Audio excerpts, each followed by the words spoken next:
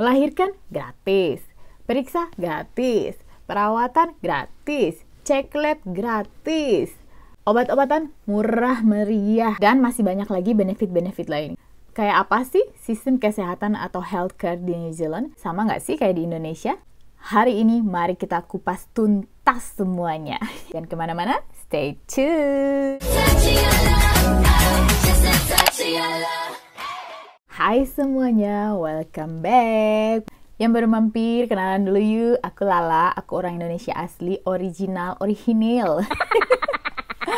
Aku udah tinggal di New Zealand udah lebih dari 4 tahun, mau 5 tahun ya. Di channel aku ini, aku sering berbagi informasi, pengalaman, pelajaran, tips, saran, dan kehidupan sehari-hari aku sebagai ibu dan business owner di New Zealand. Buat kalian yang mau ke New Zealand, holiday, pindah, berkunjung, whatever you wanna do in New Zealand, jangan lupa subscribe, like, comment, and share. Thank you. Oke, hari ini topik yang sangat menarik. Sistem kesehatan atau healthcare di New Zealand. Kayak gimana sih? Kayak apa sih? Gimana sih prosesnya? Kok bisa gratis ini dan itu gitu ya? Oke, kita langsung aja. Jadi pertama, New Zealand itu sangat amat punya strong fokus. Jadi benar-benar mengutamakan, mementingkan sistem kesehatan yang baik di sini ya. Jadi ada 2 medical school di sini, dan di situ adalah lulusan-lulusan terbaik, dokter-dokter, junior dokter, nurses, ya pokoknya orang yang ahli-ahli di bidang kesehatan. Tapi di bidang ini, di industri ini juga sangat dibutuhkan pekerja-pekerja dari imigran dari luar. Jadi buat kalian yang nurses, dokter, apapun itu di bidang kesehatan, choose. Kalau kalian mau pindah ke New Zealand, you got big opportunity to come here. Jadi para profesional kesehatan ini, dokter, nurse, dan apapun itu pekerja kesehatan di sini benar-benar profesional dan very good. They are so good, bener-bener deh. Aku acungkan jempol dan salut banget dengan sistem dan profesional di sini. Oke, jadi kalau mau ke dokter di sini semua butuh appointment. Nggak dokter aja, mau lab, mau scan, pokoknya mau kemana-mana itu butuh janjian dulu, bikin appointment dulu. Tapi cepet kok prosesnya. Biasanya kalau misalnya appointment hari ini, besoknya sudah datang. Tapi kalau emergency ya udah langsung bisa datang gitu. Tapi first thing first, kalian harus bikin appointment dulu. Nggak bisa langsung ujuk-ujuk gitu. Dok, knock, saya mau periksa dong. Ada sakit ini, sakit itu, nggak bisa kayak gitu ya. Jadi nggak sama kayak di Indonesia. Nah, kalian mau tes darah gitu, nggak bisa kalian langsung datang ke lab dan mau minta tes darah gitu. Nggak bisa. Kalian jadi harus minta surat referral atau surat rujukan dari GP. Apa sih itu GP? Ya, kita akan masuk ke GP dan proses dan setupnya, alurnya seperti apa sih sistem kesehatannya di sini after this, oke? Kalau nggak ada surat referral dari GP, kalian nggak akan dilayani gitu. Yes, seperti itu.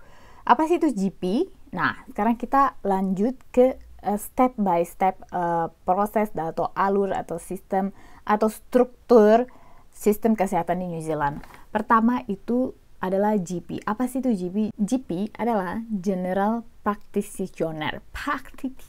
Susah banget ya bacanya ya. Jadi GP ini adalah kayak dokter, family dokter. Jadi setiap keluarga atau individu itu harus mendaftar ke GP atau family doctor ini yang dekat rumah kalian. Pokoknya kalian lihatlah pasti ada klinik yang dekat rumah kalian dan kalian harus daftar. Bilang aja kalian mau enroll di GP di situ gitu kan. Nah, di situ kalian udah terdaftar semua satu keluarga. Misalnya kalian punya anak, suami, anak, istri gitu kan ya. Itu semua record kesehatan kalian, kesehatan anak kalian, suami, istri kalian semua ada di CGP ini. Jadi kalau kalian sakit apapun itu, kecuali emergency ya, kalian harus ketemu, bikin appointment dan diperiksa oleh GP kalian ini, si family dokter kalian gitu. Gak bisa kalian misalnya, aduh sakit hidung gitu, mau ke THTA langsung gitu kan. It's not like that, gak bisa kayak gitu. Kalian harus ke GP dulu gitu, nanti si GP kan punya record kesehatan kalian tuh, kalian ini pernah begini begitu gitu kan, ada recordnya lah. Abis itu nanti si GP akan periksa, kalau memang membutuhkan penanganan langsung dengan dokter spesialis, baru si GP akan merujuk gitu kalian untuk ke the next step, ke spesialis yang apa penyakit kalian itu gitu kan. Jadi rumah sakit di sini itu sepi banget, datang kujuk-kujuk nggak ada sih, kecuali emergency ya, kecuali bener-bener emergency ya you can go to hospital gitu.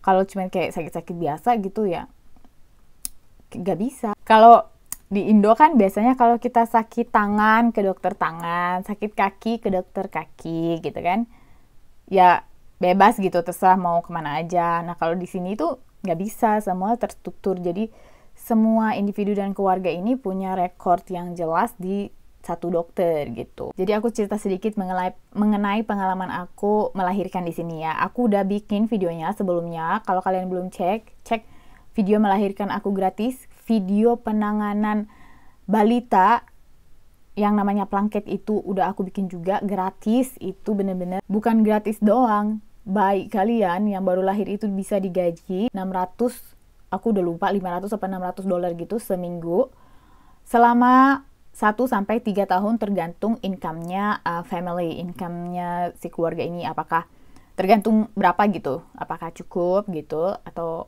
perlu dibantu lebih panjang lagi gitu. Keren kan? Jadi waktu aku melahirkan itu, long story short, di sini aku nggak cerita panjang karena aku udah bikin videonya sebelumnya. Jadi harus pertama-tama aku langsung ke GP dulu, terus habis itu dirujuk untuk kita segera mencari midwife. Untuk aku segera cari midwife. Midwife itu adalah bidan. Nah si bidan ini yang merawat, mengecek, pokoknya semua deh. Kehamilan aku dari hamil sampai after melahirkan, sampai 6 minggu after melahirkan. Jadi kita nggak ada obgyn, jadi kita nggak ke dokter kandungan, dokter spesialis khusus ibu melahirkan gitu. Nah untuk scan dan ultrasound itu harus ke klinik khusus ultrasound, nggak di obgyn. Jadi semua itu rekornya di kalau untuk yang hamil ya, itu rekornya di midwife. Nah, si midwife nanti akan si rujukan-rujukan kemana yang memang harus kita periksa gitu. Kayak aku kemarin waktu hamil kemarin, aku sempat kena DG, itu gestational diabetes, something like that. Pokoknya jadi kayak kehamilan dalam, diabetes dalam kehamilan, tapi itu after melahirkan udah hilang karena itu hanya di plasenta gitu. Nah, aku dirujuk sampai ke 4 dokter. Jadi kesini ke situ beda-beda dokter gizi, dokter spesialis, dokter diet, dokter nutrition, pokoknya ada 4 deh pokoknya ke dokter yang aku datengin, dan itu semua gratis, all for free, semuanya gratis. Aku melahirkan sesar gratis, aku di rumah sakit 6 hari, aku induksi 3 hari sebelum melahirkan dan 3 hari sesudah melahirkan.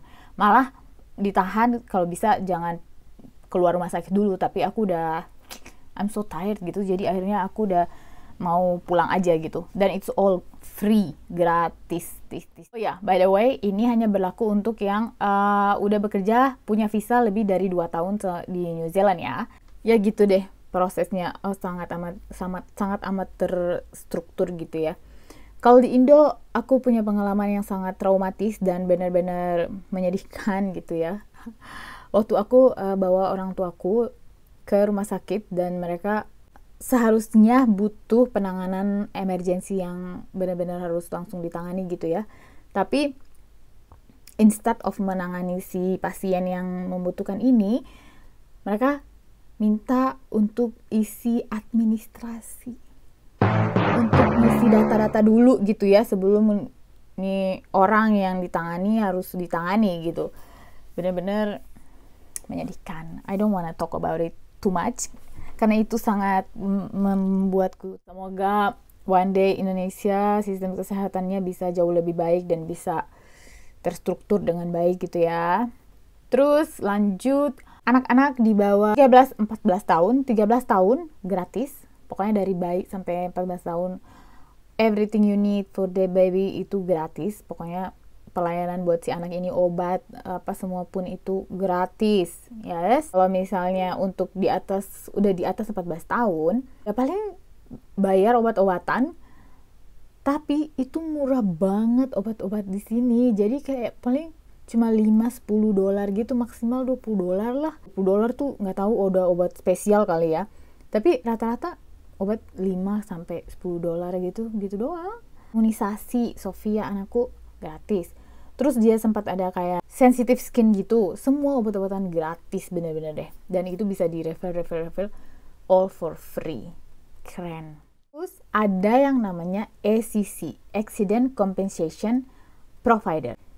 Gila, kok program ini keren banget sih. Di New Zealand, kalau kalian catat nih ya, kalau kalian kecelakaan maupun turis, mau kesini jalan-jalan cuma 3 hari 2 hari doang visa kalian, dan tiba-tiba kalian misalnya kecelakaan, misalnya jatuh dari tangga, jatuh dari sepeda, jatuh dari jet ski, apalah begitu ya, pokoknya kecelakaan, kalian akan ditangani dengan gratis, secara gratis, semuanya akan dirawat sampai beres, kalian gratis tanpa asuransi.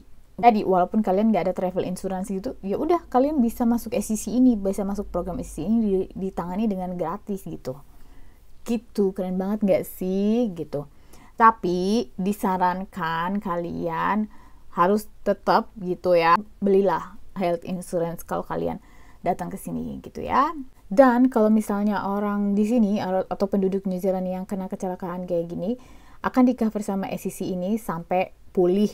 Dan bukan cuma itu, digaji, tetap nggak kerja, misalnya ya, amit-amit cabang bayi gitu, ada kecelakaan dan orang ini nggak bisa kerja selama misalnya 6 bulan gitu, itu dibayar, tetap digaji sampai 80% di cover sama si SCC ini. Wow. Top, Marco top. Gila sih, ini sih keren banget nih. Indonesia please, Indonesia. Oke, jadi yang tadi pertama strukturnya sih kita harus ke GP dulu gitu ya. Terus tadi yang SCC itu injury atau kecelakaan kan. Terus, nah si GP ini, si General Practitioner atau dokter umum, dokter family dokter ini cuma buka dari Senin sampai Jumat. Weekendnya tutup dan office hour. Gimana Kak kalau misalnya emergency atau kita butuh ke dokternya itu setelah office hour atau di weekend? Nah, kalian harus ada after hour clinic. Nah, ini klinik yang mostly buat emergency ya, dan dia bukanya itu sampai tengah malam dan di weekend juga gitu. Mostly ini buat urgent doang sih, urgent care gitu. Sesudah si after hour clinic baru ada public hospital atau rumah sakit kan. Nah, sakit umum di sini atau public hospital itu hanya khusus orang untuk perawatan khusus, dikhususkan untuk orang perawatan khusus untuk perawatan khusus. Paham nggak sih? Maksudnya khusus untuk yang membutuhkan perawatan spesial gitu ya. Jadi kalau misalnya kita cuma sakit-sakit biasa ya kita nggak perlu ke rumah sakit gitu. Kita harus ke GP dulu. Kita nggak boleh langsung ke rumah sakit. Kita harus benar-benar mengikuti struktur alur dari sistem kesehatan mereka ini. Jadi kita harus ke GP dulu, bikin appointment ke GP dulu, baru if needed, kalau butuh GP akan kasih surat rujukan, baru kita ke rumah sakit gitu. Atau emergency baru bisa ke rumah sakit gitu. Waktu itu anakku masih bayi dan gusinya berdarah, jatuh dan gusinya berdarah, aku langsung panik. Oh my god. Terus langsung suruh suamiku, langsung emergency, dan aku bawa ke emergency. Tapi nggak apa-apa sih, aku aja paranoid, lebay, dan akhirnya dia cuma tidur doang gitu. Dan akhirnya kita nunggu gitu agak lama karena banyak juga yang antri kan. Akhirnya kita bayar parkir mahal banget. Jadi di rumah sakit ini yang mahal adalah parkirnya, bukan. Jadi bayar rumah sakit gratis, kita nggak bayar, literally all free. Tapi parkirnya mahal banget. Rumah sakit di sini juga itu super simple banget. Jadi misalnya emergency atau apa, kita tuh nggak dimintain isi dokumen berentetan gitu, diisi ABC formulir segambreng gitu baru kita dilayani gitu ya. Kita cuma kasih tahu nama kita, nomor telepon, that's it. Itu udah keluar semua rekor-rekor kita, apa penyakit kita, apa semuanya udah ada di situ. Kita nggak perlu ngisi-ngisi ini dan itu gitu. Dan pulang kita nggak dikasih tagihan apa-apa, semuanya gratis. Udah melenggang aja gitu. Wow! Sistem kesehatan mereka keren banget sumpah. Nah, setelah public holiday ada yang namanya private clinic. Nah, apa sih private clinic gitu kan? Private clinic ini adalah klinik untuk yang orang-orang yang punya asuransi. Pertanyaannya, apakah kita butuh asuransi atau tidak gitu? Sebenarnya butuh nggak butuh gitu kan? Jadi kalaupun kalian nggak punya asuransi di sini, kalian udah tercover dengan seksama gitu, dengan baik gitu ya. Tapi ada tapinya, jadi itu nggak bisa langsung ditangani kalau kalian nggak ada insurance kan. Nah, di private clinic ini yang khusus yang punya insurance, kalau kalian butuh secepatnya gitu, misalnya kalian butuh spesialis secepatnya, kalau kalian punya asuransi, kalian bisa langsung ke private klinik ini dan mereka udah bisa langsung tangani kalian. Kalau misalnya kalian nggak ada asuransi, kalian harus menunggu dan ngantri agak lama gitu, sesuai dengan kondisi kesehatan kalian. Misalnya seberapa butuhnya kalian, seberapa urgentnya kalian membutuhkan spesialis ini gitu kan. Kalau kalian nggak urgent banget, jadi kalian harus menunggu gitu kan. Which is buat orang itu yang kayak sangat mengganggu gitu kan. Nah, disinilah kalian membutuhkan asuransi gitu. Jadi menurut aku lumayan penting sih asuransi ini, tapi balik lagi ke kalian masing-masing sih, apakah kalian butuh atau merasa butuh asuransi ini atau tidak gitu. Tapi tetap aja walaupun kalian nggak ada asuransi, kalau benar-benar super urgent, benar-benar emergency banget, kalian udah pasti diprioritaskan gitu. Yes, jadi seperti itu. Alur sistem kesehatan di New Zealand benar-benar keren banget sih. Jadi kalau di sini kalian semua udah tercover dengan baik walaupun kalian punya asuransi atau tidak gitu ya. Cuman kelebihan asuransi itu ya kalau ada asuransi langsung cepet gitu kan. Gitu walaupun nggak urgent banget gitu. But kalau nggak ada asuransi juga kalian udah aman deh pokoknya. Gila ya.